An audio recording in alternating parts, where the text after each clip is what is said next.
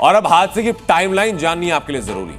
1:38 का वक्त, रनवे से प्लेन ने उड़ान भरी। उसके बाद 1:39 यानी महज 60 सेकंड का से भी कम का वक्त जब पायलट ने मे डे का ऐलान किया।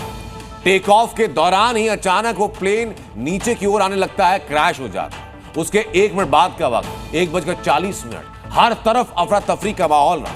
एयरपोर्ट अथॉरिटीज के अधिकारी 60 सेकंड के अंदर अंदर वहां पर पहुंचे, ये देखने के लिए कि वहां पर हुआ क्या, कैसे रेस्क्यू ऑपरेशन को शुरू होना चाहिए, और तुरंत रेस्क्यू ऑपरेशन वहां शुरू भी कर दिया गया। रेस्क्यू ऑपरेशन के लिए कई टीम्स वहां पहुंची। आसपास जितना इलाका था उसको क्वार्टर ऑफ करके खाली कराया गया और पहली कोशिश यही थी कि वहां जिसमें जितने लोग हैं उनको बचाया जा सके।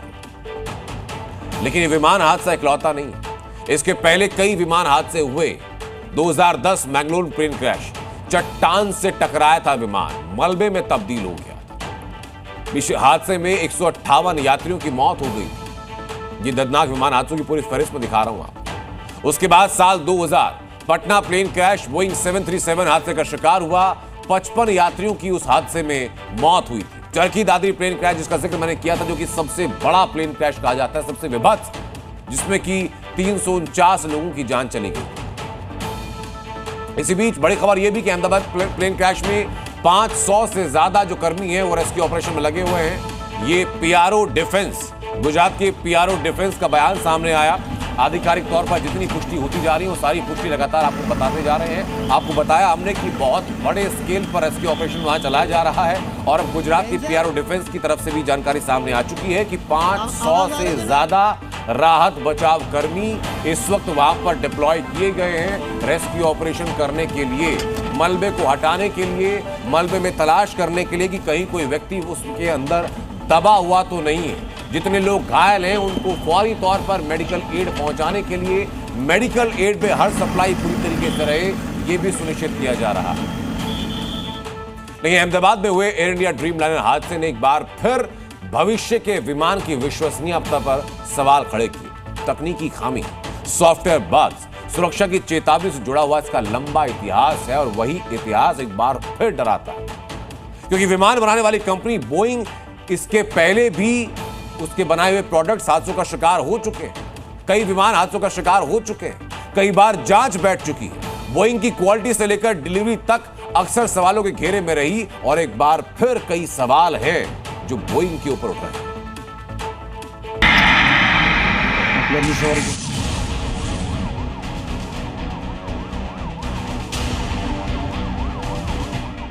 6,000 एक्सीडेंट, 9,000 मौत। 787 बोइंग विमान में हादसा।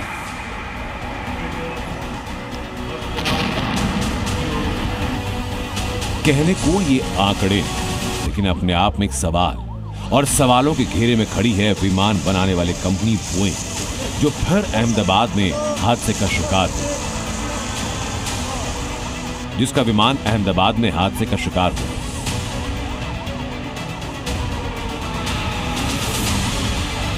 अहमदाबाद में टेक ऑफ करते हुए एयर इंडिया की फ्लाइट क्रैश हुई, जिसे अमेरिका की विमान बनाने वाली कंपनी बोइंग ने बनाया और नाम रखा बोइंग 787-8 ड्रीम लाइनर।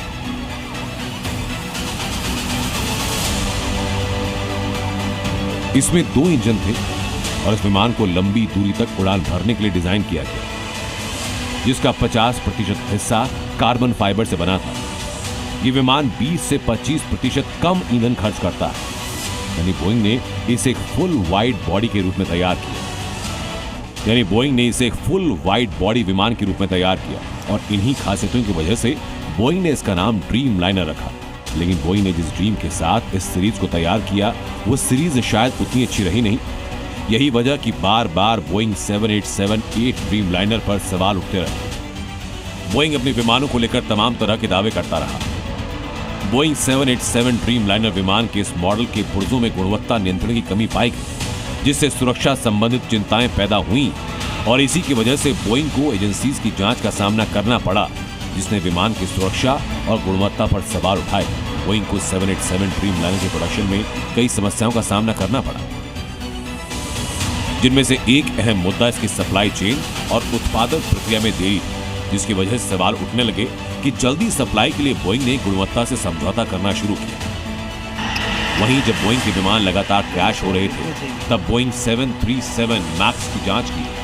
जांच से मैन्युफैक्चरिंग कैरेक्टराइजेशन ऑटोमेशन सिस्टम से जुड़ी एक समस्या सामने आई। इस सिस्टम ने मैनुअली लैंडिंग पर निर्भरता कम कर दी, लेकिन पायलट्स को इसके बारे में ज्यादा ब्रीफिंग नहीं की गई, जिसकी वजह से 2018 और 2019 में 346 यात्री और क्रू मेंबर्स की जान गई। इस हादसे के बाद इस विमान का संचालन रोक दिया गया। बाद में अपडेट करके बोइंग 737-800 के नाम से फिर शुरू किया गया। एक रिपोर्ट की माने तो अहमदाबाद में हुए क्रैश से पहले बोइंग के विमान दुनिया भर में लगभग 6000 दुर्घटनाओं का शिकार हुए, जिसमें 400 से ज्यादा हादसे बेहद भयावह रहे और इन हादसों की वजह से 9000 से ज्यादा लोगों की जान गई। तो सवाल ये कि आखिर इन हादसों के बाद भी क्या बोइंग ने कोई सबक नहीं लिया? सवाल ये भी कि गुणवत्ता पर सवाल उठने के बाद बोइंग ने हादसों को रोकने के लिए क्या सुधार किया? सवाल और भी हैं जो बोइंग को कटघरे में खड़ा करते हैं। ब्यूरो रिपोर्ट, जी मीडिया। जी न्यूज़।